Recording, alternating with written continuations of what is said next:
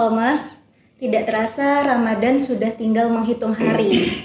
Padahal di setiap Ramadan selalu menjadi kesempatan terbaik bagi setiap umat muslim untuk memperbaiki diri. Nah, berhubung hari-hari terakhir Ramadan ini agar bisa menjadi lebih baik untuk kita semua, mari kita bahas bersama dengan Ustadz yang akan hadir di tengah-tengah kita, tentunya bersama saya Renita Rida di program Bilik Religi edisi Ramadan selengkapnya.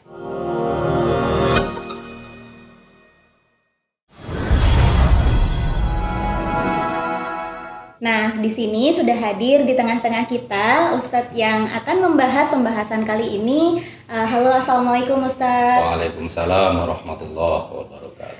Nah, jadi kali ini Ustadz, YouTube Kolom Desa bersama program Bilik Religi akan membahas tentang Ramadan See You Again. Nah, memang harapannya Ustadz dengan pembahasan ini agar kita bisa menjadi sebuah doa untuk bertemu kembali di Ramadan selanjutnya, seperti itu Ustadz. Karena ngomong-ngomong tentang hari-hari terakhir Ramadan ini, sebaiknya Ustadz, amalan-amalan apa saja sih Ustadz yang harus kita lakukan agar bisa memaksimalkan ibadah kita selama Ramadan? Menurut Ustadz bagaimana? Baik, terima kasih. Assalamualaikum warahmatullahi wabarakatuh. Waalaikumsalam. Bismillah, alhamdulillah, wassalatu wassalamu ala rasulillah Sayyidina wa maulana Muhammad ibn Abdillah wa ala alihi wa ashabihi wa man tabi'ahum bi ihsanin ila yaumil qiyamah. Terima kasih sebelumnya Mbak atas undangan atau kesempatan yang telah diberikan kepada saya. Sebelum saya menjawab tentang pertanyaan yang sampean sampaikan kepada saya, yang pertama saya ingin mengapresiasi acara ini. Jadi mungkin acara ini di Ramadan yang akan datang lebih ditingkatkan. Karena apa? Ya, ini bentuk komunitas pemuda yang ingin belajar bareng, istilahnya untuk mengisi kegiatan-kegiatan positif selama bulan Ramadan. Itu mungkin. Jadi harapan saya pribadi untuk kedepannya di bulan-bulan Ramadan yang akan datang, rubrik-rubrik seperti ini akan lebih ditingkatkan dan dikemas secara lebih baik lagi. Kemudian terkait apa tadi amalan-amalan untuk menyempurnakan ibadah kita selama hari-hari terakhir. Alhamdulillah sampai detik ini kita masih diberikan kesehatan serta kesempatan oleh Allah Subhanahu wa Ta'ala untuk menjalankan ibadah di bulan Ramadan ini. Dan alhamdulillah juga kita sudah memasuki 10 hari terakhir, yang mana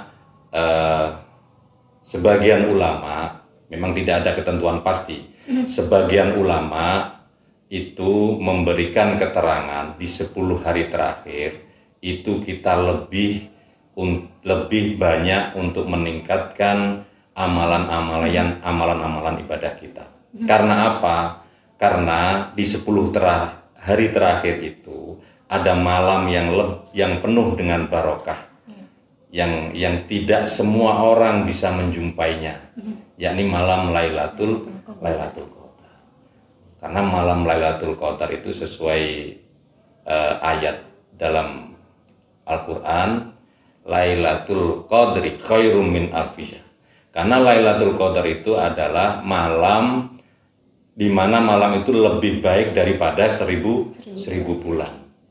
Nah, kalau bentuk amalannya sendiri Ustaz? Nah itu anjuran dari ulama-ulama atau kiai-kiai kita dulu, itu di 10 hari terakhir kita diharapkan ya itu memperbanyak ibadah-ibadah, baik itu ibadah mahdhah, ibadah wajib, ibadah sunnah, dan ibadah-ibadah yang lain. Baik itu ibadah yang hubungannya langsung sama Allah, seperti sholat, terus tarawih, i'tikaf, dan memperbanyak amaliyah-amaliyah atau bacaan-bacaan kalimat-kalimat thayyibah, ya, memperbanyak istighfar, memperbanyak baca tasbih dan lain sebagainya.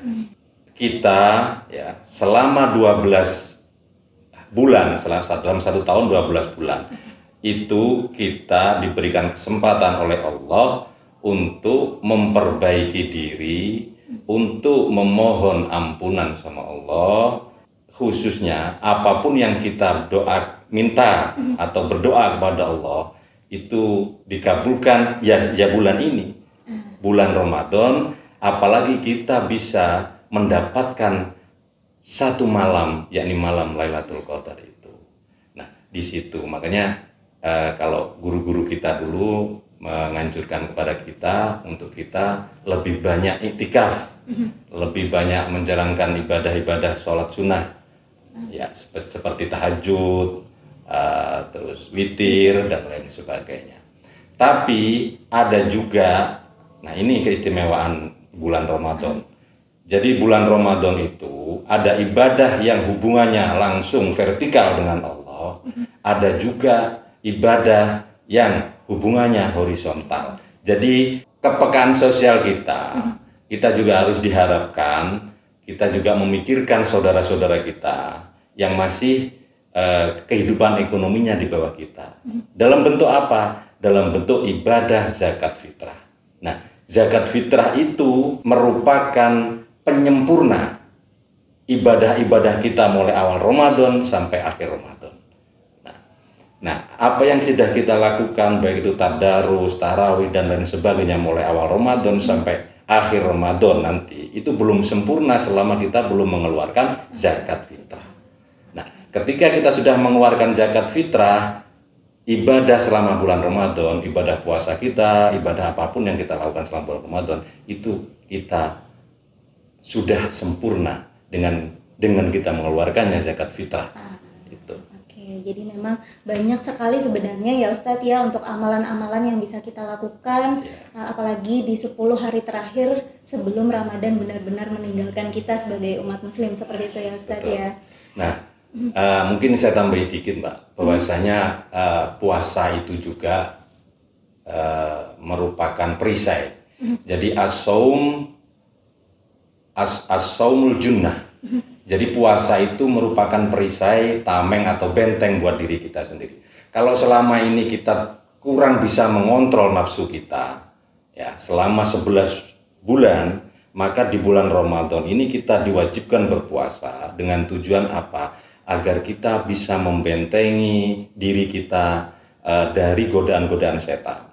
Walaupun sengaja tidak sengaja kita menyadari bahwasanya ibadah puasa kita itu masih jauh dari kesempurnaan, karena kita juga masih sering ketemu teman, masih ngobrolin orang dan lain sebagainya.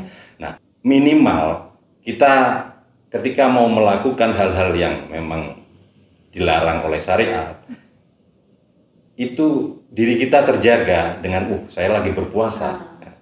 Nah, dengan hal semacam itu makanya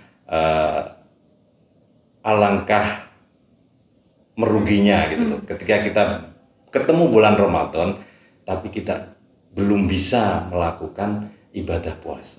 Gitu. Ya, jadi kayak juga sebagai semacam training ya Ustadz ya. Betul. Agar bisa terbiasa selama sebulan penuh berbuat kebaikan seperti itu. Nah, tadi juga sempat disinggung mengenai iktikaf. Yeah. Nah, iktikaf ini sendiri kan kalau misal kita maknai secara harfiah itu kan berdiam diri di dalam masjid dengan niat seperti itu ya Ustadz. Nah, gimana sih Ustadz niat yang mungkin agar niatnya sendiri terjaga kemudian sampai gitu Ustadz tentang ibadah itu dan tidak mencederai niat-niat itu sendiri selama kita menjalankan iktikaf di masjid? Ya, sesuai dengan lafal niat iktikaf itu sendiri. Jadi lafal niat iktikaf itu sendiri adalah nawaitul iktikaf bitaqarruban ilallah. Jadi niat iktikaf yang paling utama adalah niat mendekatkan diri kepada Allah. Tidak ada niat lain. Mungkin karena mau ketemu calon mertua di masjid gitu kita iktikaf itu enggak. Jadi niatnya cuma satu, yaitu mendekatkan atau taqarrub ilallah, mendekatkan diri kepada Allah. Gitu. Jadi memang harus satu ya niatnya, mendekatkan diri pada Allah. Memang ada kesempatan dan kapan lagi selama 12 bulan kita menjalani tahun berjalan seperti itu kalau misal bukan selama Ramadan dan mumpung ada kesempatannya seperti itu ya. Nah kemudian Ustadz tadi juga sempat disinggung mengenai penyempurna Ramadan itu kan dengan kita mengeluarkan zakat fitrah seperti itu. Nah, bagaimana sih Ustadz mungkin kenapa ketentuannya kita harus mengeluarkan zakat fitrah? Karena memang saya pribadi dulu mungkin belum memiliki pendapatan seperti itu. Orang tua kita kan juga sampai menzakati anaknya seperti itu agar gugur kewajibannya. Nah, itu kenapa Ustadz seperti itu? Jadi disitulah pentingnya zakat fitrah. Ya, artinya zakat fitrah ini beda dengan zakat-zakat lain, termasuk zakat mal, sodakoh dan lain sebagainya. Karena yang bedakan apa? Ya zakat fitrah waktunya telah ditentukan oleh syariat. Kan? Kalau zakat mal terserah mau ngeluarin kapan aja. Sodakoh pun sama seperti itu. Nah, kenapa? Nah, disitulah pentingnya yang saya sampaikan tadi, bahwasanya zakat fitrah ini sebagai penyempurna ibadah-ibadah kita selama bulan Ramadan. Nah, harapannya apa? Ya karena zakat fitrah ini itu mengandung ibadah vertikal, juga mengandung ibadah horizontal. Ibadah vertikal ini syariat yang diperintah oleh Allah, ya ini vertikalnya. Yang horizontalnya kita juga berbagi juga mengingat bahwasanya banyak saudara-saudara kita yang memang di bawah kita, dan juga yang tidak lebih penting itu adalah ini wujud rasa syukur kita bahwasanya selama ini kita diberikan rizki oleh Allah, dan ini kesempatan kita sebagai rasa wujud syukur kita dengan mengeluarkan zakat fitrah. Oke, makanya itu kenapa zakat fitrah menjadi penyempurna ya amalan-amalan ibadah kita selama Ramadan, karena memang dengan berzakat fitrah kita ibadahnya jadi double ya Ustadz. Betul. Ya, maupun vertikal dan juga horizontal. Nah, kemudian Ustadz terkait zakat fitrah itu sendiri agar tidak maksudnya mungkin lebih agar sah gitu ya Ustadz, kapan sih Ustadz waktu terakhir atau batas akhir mengeluarkan zakat fitrah selama Ramadan itu? Ya. Zakat fitrah itu bisa dikeluarkan selama bulan Ramadan dan terakhir sebelum kita melakukan sholat Idul Fitri. Selama zakat itu dikeluarkan sebelum sholat Idul Fitri itu masih masuk zakat fitrah. Tapi kalau dikeluarkannya setelah sholat Idul Fitri itu jatuhnya bukan zakat fitrah tapi sodako. Oke, jadi jika Kolomers belum berzakat sebaiknya mungkin disegerakan, atau mungkin apabila lupa atau belum ada kesempatan selama belum menunaikan sholat Id, jadi itu masih sah dan terhitung sebagai zakat fitrah, seperti itu ya Ustadz ya. Baik, kemudian Ustadz mungkin ini juga sebagai pertanyaan terakhir di sesi ini atau di segmen ini. Nah, ngobrol terkait Ramadan yang memang hari-hari terakhir selain amalan-amalan ibadah yang harus dimaksimalkan, ada juga kan memang ini sedang momen ya Ustadz ya, biasanya kita ada cuti lebaran yang sudah kerja mungkin, kemudian biasanya setiap orang itu mengambil atau memanfaatkan momen ini digunakan untuk mudik, pulang kampung seperti itu. Nah, bagaimana Ustadz sebagai seorang muslim ketika melaksanakan perjalanan atau mudik itu tadi agar tetap menjaga ibadahnya di dalam perjalanan itu sendiri, itu bagaimana caranya agar tidak batal mungkin, atau tetap tetap khusyuk gitu ibadahnya, seperti itu Ustaz? Ya, untuk puasa bagi musafir. Iya. Jadi memang ulama ini ikhtilaf dalam menentukan bolehkah musafir itu meninggalkan atau tetap melaksanakan ibadah puasa. Ada beberapa ulama termasuk Imam Abu Hanifah, Imam Malik, Imam Syafi'i itu menganjurkan, apalagi sekarang kan transportasi lebih mudah. Ya, kalau dulu masih manual pakai unta, jalan kaki dan lain sebagainya. Nah, ketiga imam tersebut itu menganjurkan lebih baik tetap kita melaksanakan ibadah puasa selama tidak membahayakan diri kita. Satu, ya artinya tidak membahayakan diri kita itu karena jauhnya jarak yang kita tempuh, terus beratnya medan yang kita jalani, itu mungkin akan membahayakan fisik atau kesehatan kita. Nah itu mungkin boleh untuk kita membatalkan atau menggunakan rukhsah keringanan itu.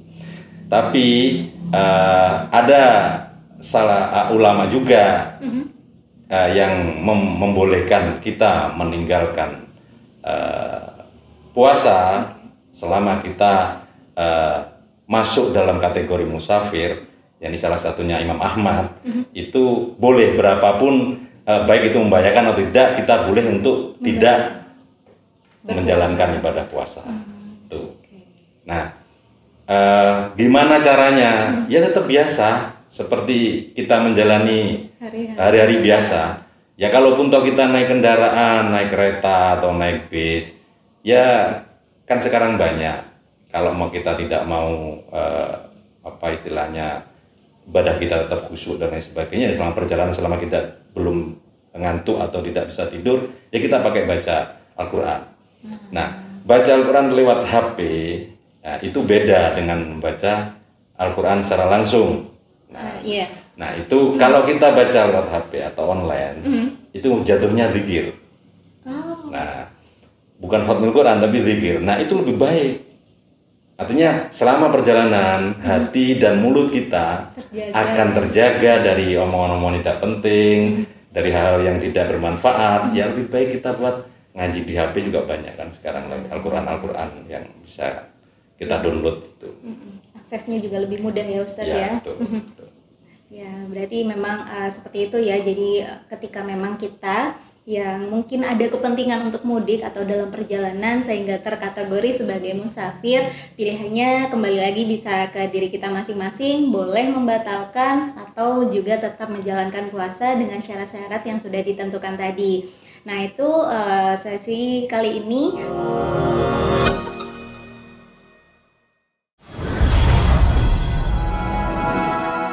Ke sesi selanjutnya, yaitu ada beberapa pertanyaan yang hadir di sosial media kami di Instagram Kolom Desa terkait dengan materi kali ini. Nah, akan saya bacakan dan cukup dijawab dengan singkat ya Ustadz, dari akun @habib_fix.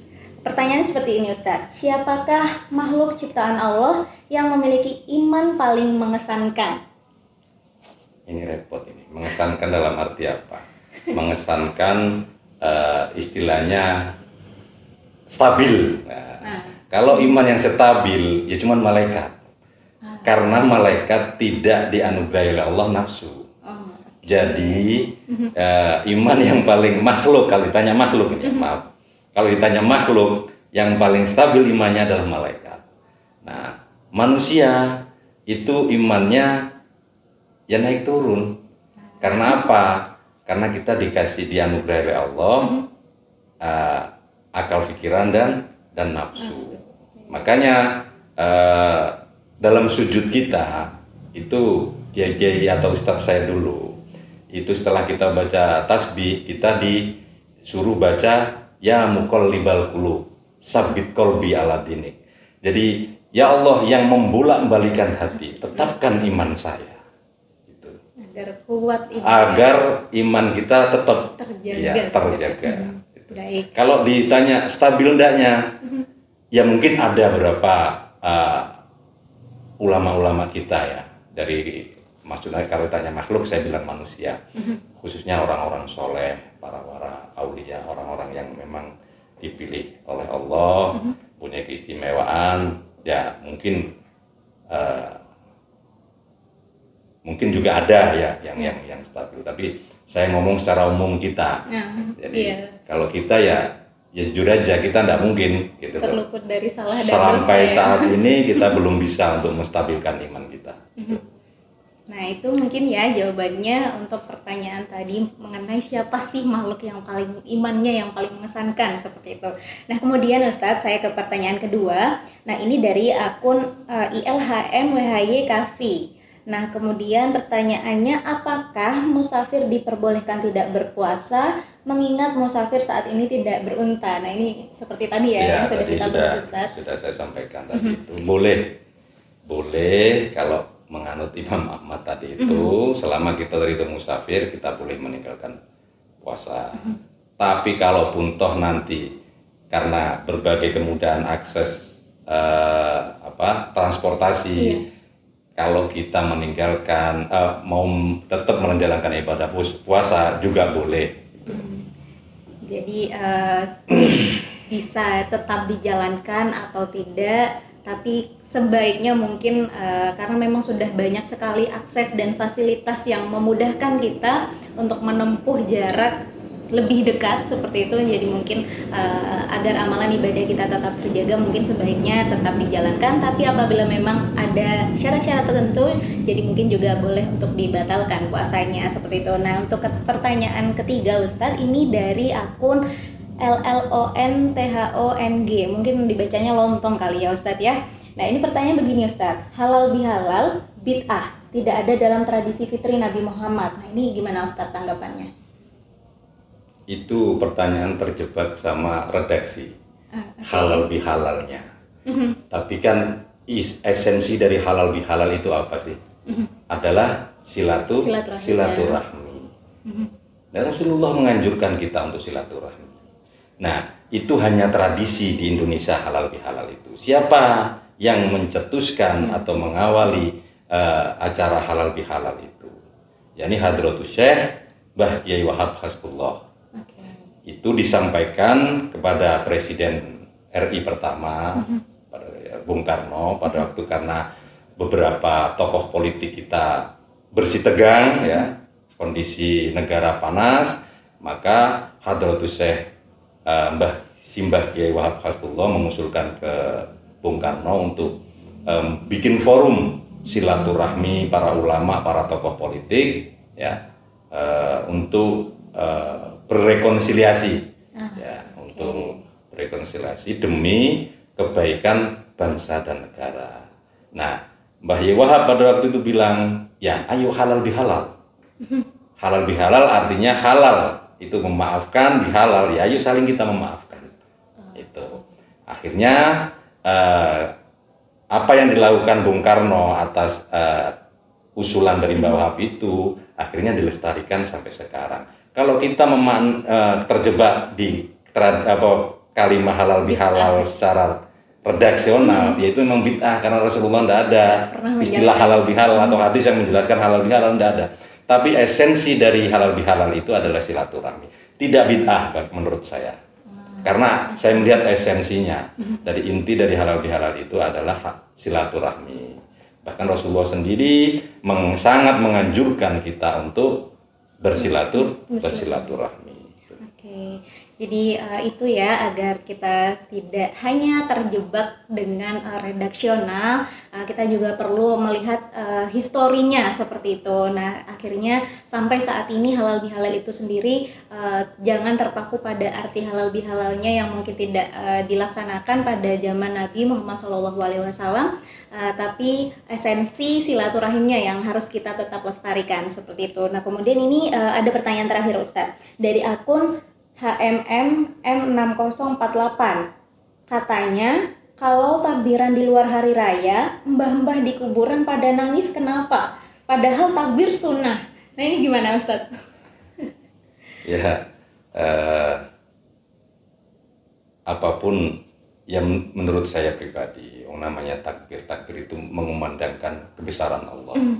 Jadi yang menurut saya sih tidak masalah selama niat kita itu mengagungkan kebesaran Allah, juga dalam rangka hati kita, pikiran kita, batin kita tetap mengingat kepada Allah.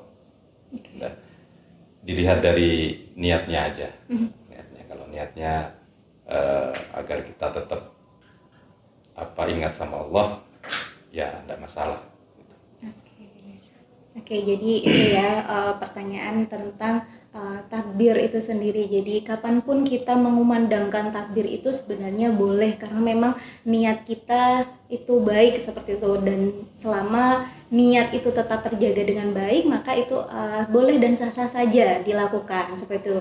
Nah, itu seluruh pertanyaan dari pembahasan kali ini. Terima kasih banyak Ustadz atas seluruh insight yang diberikan. Ini menjadi sebuah pengetahuan yang mungkin bisa memperbarui dan juga merefresh kita ya Ustadz ya, sebagai umat muslim, apalagi ini kita sudah ada di hari-hari terakhir Ramadan. Nah, Kolomers, sesuai dengan pembahasan kali ini yaitu Ramadan See You Again, semoga ini juga menjadi sebuah doa untuk kita bisa bertemu Ramadan selanjutnya. Nah, ikuti terus YouTube Kolom Desa dan juga follow Instagramnya agar kamu dapat terus update tentang pengetahuan-pengetahuan yang kami update melalui YouTube Kolom Desa. Akhirul kalam, saya pamit undur diri bersama Ustadz yang hadir di sini. Wassalamualaikum warahmatullahi wabarakatuh. See you on next video. Waalaikumsalam warahmatullahi wabarakatuh.